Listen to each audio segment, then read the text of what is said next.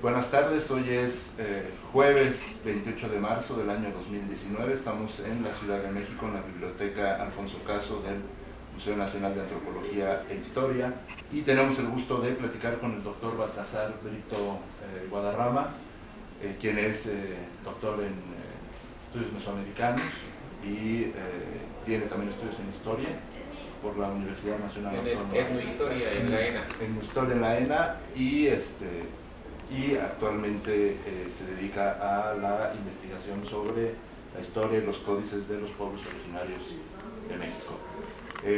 Doctor Baltasar, ¿está usted de acuerdo en compartir, platicar con nosotros sobre su experiencia y sobre su trabajo profesional en la historia y los códices de Por los supuesto pueblos? que sí, claro que sí. Muchas gracias, doctor Baltasar. La primera pregunta con la que iniciaríamos este diálogo, este conversatorio, sería precisamente aquella que tiene que ver con la importancia. ¿Por qué es importante el estudio de la historia de los pueblos originarios hoy en día? ¿Por qué es importante para la ciudadanía de México en general? ¿Y por qué es importante para los especialistas en la materia? Esa sería la primera pregunta. Bueno, yo creo que el estudio de los procesos históricos de los pueblos que ahora conforman, porque yo lo veo que es como un mosaico de pueblos que conforman lo que ahora es el actual México, es necesario precisamente porque una de las raíces fundamentales de la identidad del mexicano es precisamente la raíz indígena.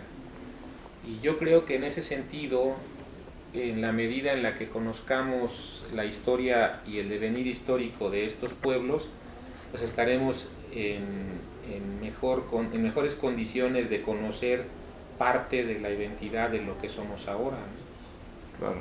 Usted, por su trabajo que ha realizado ya durante varios años, ha concentrado sus esfuerzos en la investigación de documentos y de códices pertenecientes al pueblo náhuatl. Concretamente, bueno, en la región de Tlaxcala, de Huejotzinco. ¿Nos podría comentar un poquito más sobre el trabajo que llevó usted a cabo precisamente, ¿no? con esos documentos? ¿Por qué escoger precisamente esos documentos? ¿Y cuáles fueron, por ejemplo, los retos metodológicos que usted enfrentó al momento de trabajar esa documentación? Bueno, he trabajado efectivamente con mayor detenimiento o con mayor amplitud los documentos de tradición náhuatl, primero porque yo mismo provengo de un lugar que es por lo menos de nomenclatura náhuatl, sino de origen náhuatl como tal. Yo soy de Guerrero y en Guerrero crecí en mi familia con muchos términos en lengua náhuatl.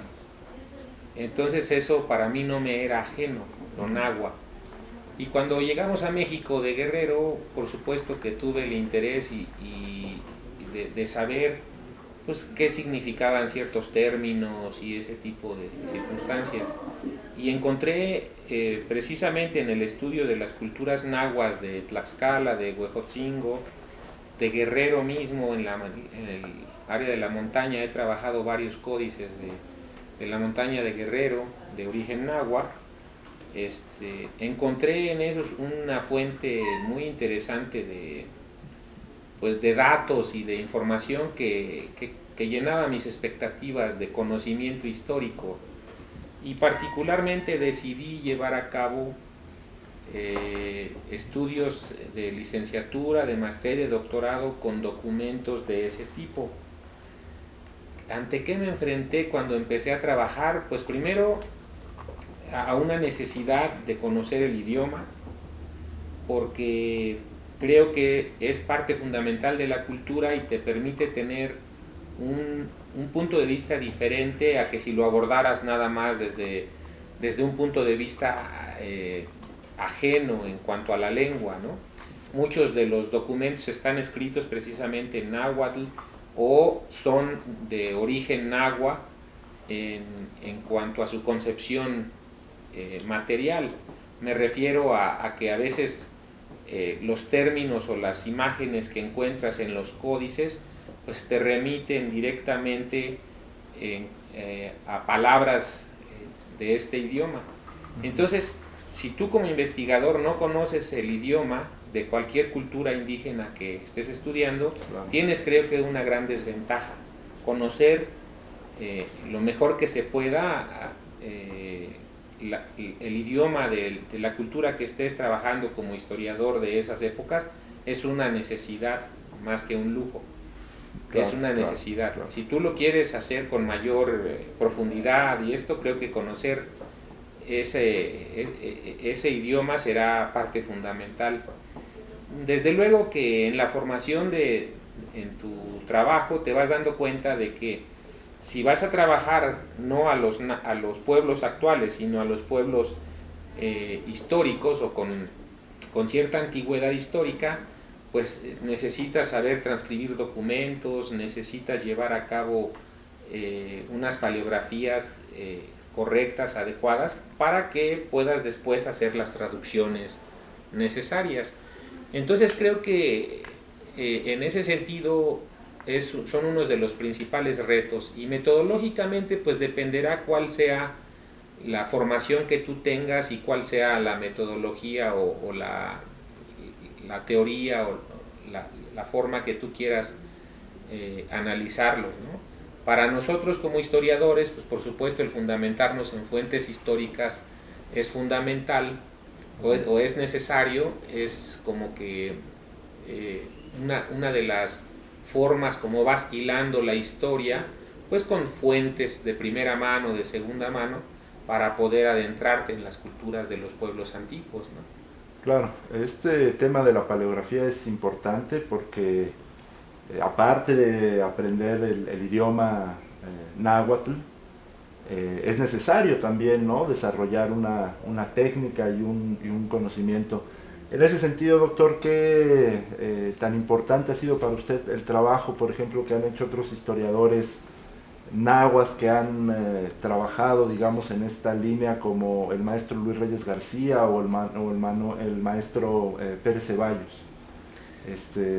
Sí, bueno, los dos, tuve la fortuna de que los dos fueron mis maestros y mis amigos, tanto Luis Reyes como Juan Manuel. En la actualidad somos buenos amigos.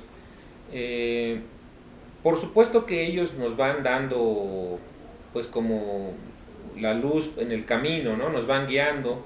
En el caso de Luis me asesoró en mi tesis, precisamente en las traducciones del náhuatl. Él me revisó mi tesis de licenciatura y me fue guiando, me iba corrigiendo aspectos que decía esto no, esto tiene que ser tal y debe de ser de esta forma. Pues era uno de los grandes conocedores del náhuatl, pero además era un gran investigador y gran paleógrafo. Y entonces sus consejos, por supuesto, fueron importantes para el desarrollo mío desde el punto de vista metodológico. Y con Juan Manuel, durante mucho tiempo, desde que fue mi maestro, le aprendí, creo yo, la forma de poder ingresar a los archivos. Él es un gran conocedor de los archivos también, igual que Luis, pero él ha tenido la oportunidad de ir a muchos fuera de México, por ejemplo, ha hecho estancias en el AJI, en otros archivos de la República importantes, y entonces conoce los fondos de manera muy adecuada. Entonces, la guía de maestros como ellos, por supuesto tengo otros maestros en el estudio de los códices, Joaquín Galarza, León Portilla, Hans Prem, a quien nunca conocí, pero que de manera, por los medios electrónicos, teníamos contacto con Úrsula Dickerhoff y con muchos otros que de alguna u otra manera pues me fueron guiando en mi trayectoria académica, y a quienes, por cierto, estoy muy agradecido, por supuesto. Y yo creo que esa parte es necesaria. Si tú quieres formarte como investigador de las culturas indígenas, aparte de conocer sus estructuras políticas, sociales, económicas, de conocer la lengua. También tienes que tener en tu formación esta parte de saber ingresar a los archivos, de tener el olfato para los documentos. Y eso no te lo enseñan en las aulas, te lo enseña el trabajo cotidiano, el ir y saber por qué este documento puede ser más importante históricamente que este otro.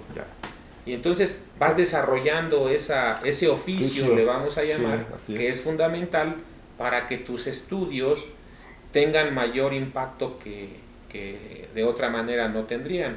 Y yo recuerdo mucho a alguien que, sin haber sido mi maestro porque nunca dio clases, siempre que hablaba yo con él, me daba consejos muy interesantes, y me refiero a Guillermo Tovar de Teresa. Él me decía, por ejemplo, que la llave de la puerta de la investigación pues es la bibliografía, y en la medida en la que conoces qué se ha hecho, también, y más importante, conoces lo que no se ha hecho. Y entonces empecé a desarrollar yo un gran interés por la bibliografía.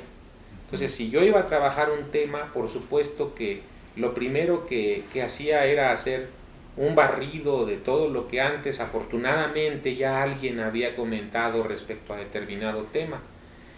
Y eso me permitía saber qué no se había dicho, y entonces poder tratar de dar algún avance en ese tema, ¿no?